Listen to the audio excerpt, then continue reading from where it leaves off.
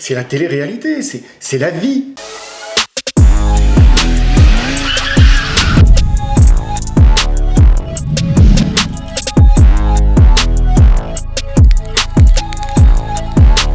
Salut les amis, et comme chaque dimanche, je vous retrouve pour une nouvelle vidéo avec, vous l'avez reconnu, mon papa. On est toujours en confinement, donc on fait plein de vidéos ensemble, ça t'amuse? Non, pardon.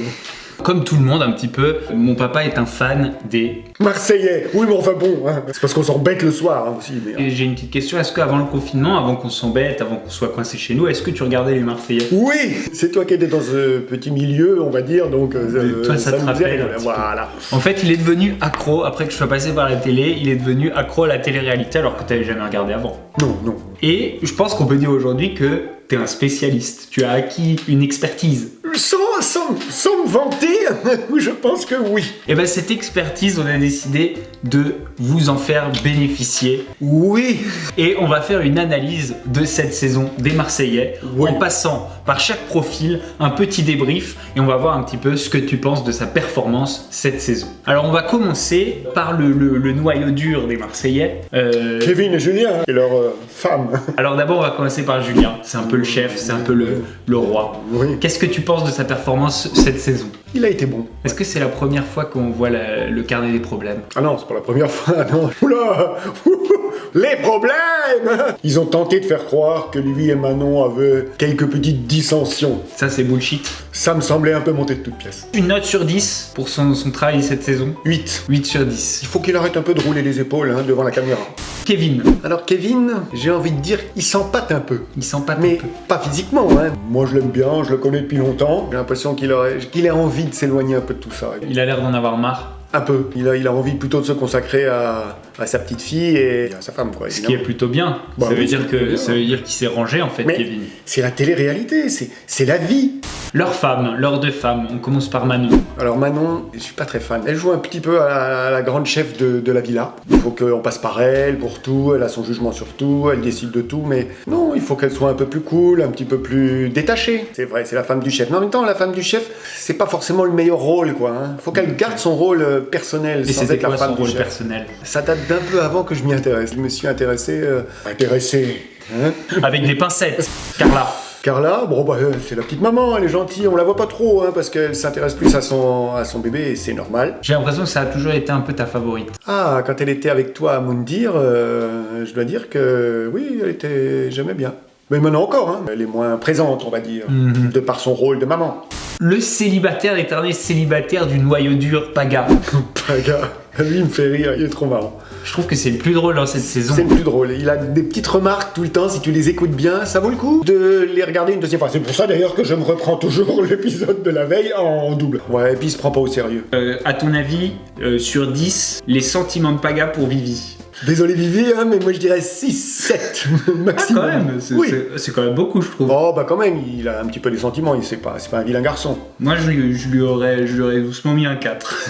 On va maintenant s'intéresser au couple tumultueux de cette saison. Il y en a deux. On va commencer par Greg et Maïva. Ouais. Greg d'abord. Bon. Il est rigolo. C'est un grand gamin naïf, mais... Et sensible. Et sensible aussi, ouais. Mais il pleure un peu facilement, quoi. Il a des copains qui regardent les émissions. Il faut qu'il fasse un peu attention. Sensible. Il est drôle parce que, par ses réactions un peu naïves et un peu gamines, quoi, voilà. Une note. Moi je lui mets 9. Un des top de cette saison. Ouais. Maïva Guénam. Maïva Guénam. Sujet plutôt sensible. Oui. Je ne suis pas fan, je l'avoue. Beaucoup d'épisodes sont devenus intéressants grâce à elle, mais j'avoue qu'elle me hérisse un peu.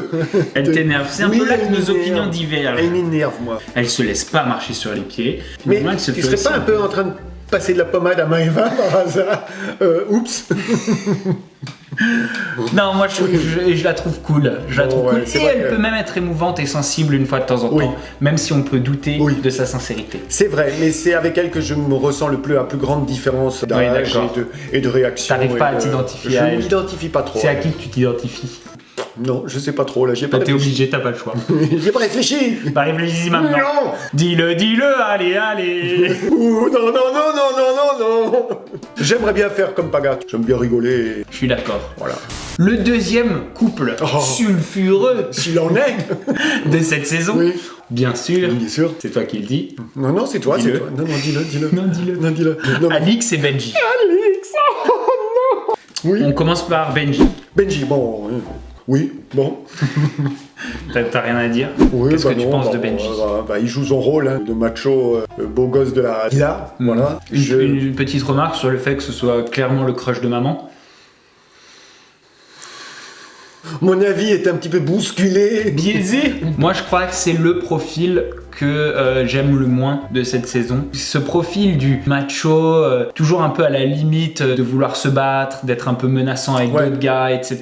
C'est toujours dans toutes ces télés le profil qui me dérange le plus, et je sais que si j'avais été dedans, et ben ça serait pas passé entre nous parce que j'aurais eu des petites moqueries, machin. Ouais, et puis c'est vrai qu'il tourne tout de suite un petit peu agressif, c'est dommage. Par contre, ce qu'il a fait avec Océane, excuse-moi, mais bon, non. Surtout que ça a été un peu monté de toutes pièces, selon moi. Si maman était en ce moment même sur la plage en train d'embrasser un gars. Non mais ça va pas.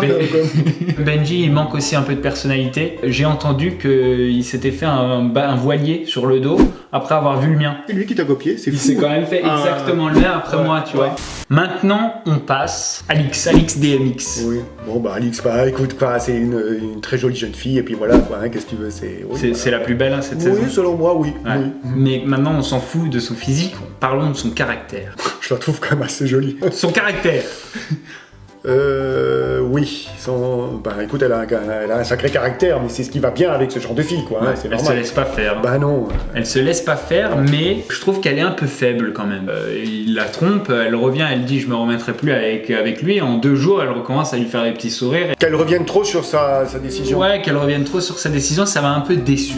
Ouais. Voilà. Maintenant, après, je pense que là-dedans, il y a aussi d'autres choses qui pèsent. C'est le fait d'être un couple emblématique de la télé, que les gens ont envie de vous voir ensemble.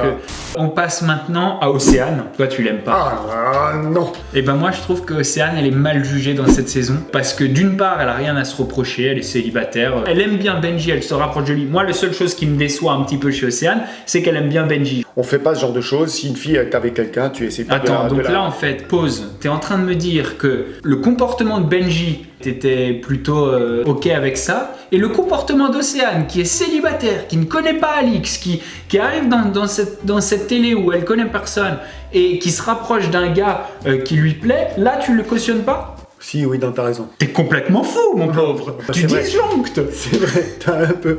Dis donc, c'est ton père, hein? Alors? Elle ne mérite pas l'acharnement qui est sur elle aujourd'hui, parce que c'est une fille qui n'a rien à se reprocher dans cette saison, et qui, en plus, a rendu cette saison des Marseillais beaucoup plus intéressante qu'elle ne l'était sur le papier. On passe maintenant à Naka. Ouais, il est rigolo. Il est sympa, je trouve. Très sympa. Lui, par contre, il arrive, il regarde les filles célibataires, et puis il dit, voyons, allez, je les prends tous, puis on fera le choix après, hein. En tout cas, sympa, toujours le sourire. Voilà. Honnêtement, c'est quand même plus facile d'être célibataire. Ah ben oui. Héloïse. Dans la lignée des seconds rôles corrects de la télé-réalité. Ok. Vivi. Vivi, la petite célibataire pétillante du sud de la France. Je ne te demande pas de faire un remake du générique. C'est vraiment Tout est sérieux, quoi. C'est la vraie vie pour elle, c'est la vraie vie. Elle va avoir du mal quand elle va retourner dans la vraie vie parce que ça se passe pas toujours dans les villas. La vraie vie. Je vais juste te demander pour finir de réagir à 2-3 tweets. Et dans le rôle du meilleur comédien voulant retourner la situation à son avantage, Benji. Moi, je dirais Greg aussi, dans certains cas. J'ai aucune personnalité, mon objectif dans la vie, c'est d'être le Zozi de mon cousin le Jaguar. Je refuse de dire du mal. C'est sûr qu'il a été un peu inexistant, mais... Voilà, il a été si inexistant, j'irais même jusqu'à dire qu'on l'a oublié dans cette vidéo. Oui. Je lui mets moins que 5 sur 10 sur cette saison. Ouais, je pense aussi. Ouais, il devrait se mettre avec Cassandre, je trouve. Tu sais qui on a oublié aussi? On a oublié Nico. Ouais, lui c'est catastrophique. Ouais, il a pas eu de chance, il est pas tombé sur une fille. Non, mais son idole, c'est son pote. Son pote qui ne le calcule pas vraiment. Tu vois, c'est un peu l'ombre de Benji. Et Benji s'en fout, mais s'en fout. Ouais. Alors moi, je vais te donner un conseil, Nico. Si tu as l'occasion, trouve-toi un autre pote. Océane qui dit dans une ITV qu'Alix s'est acharné sur elle. Ma chérie, si tu ne sais pas te battre, cherche homme célibataire. Exactement. Mettez-nous des Grecs dans nos vies, amoureux, sincères, honnêtes, respectueux et respectables. Il a Maëva dans la peau, il vit pour elle. Bravo. Il est grec ou arménien? On s'en fout, non? On s'en fout, oui, c'est vrai. Voilà les amis, c'est tout pour cette vidéo. J'espère que ça vous a plu. Toi, ça t'a plu? Énormément. Quand je passe à la télé, je kiffe. On a bien rigolé, on s'est bien marré. J'espère que vous aussi. Moi, je vous dis à la semaine prochaine. Je vous souhaite bon courage pour ce confinement. Ça continue. Tenez bon. Je vous fais des gros bisous. Je vous dis à dimanche prochain. Ciao, ciao. Ciao, ciao.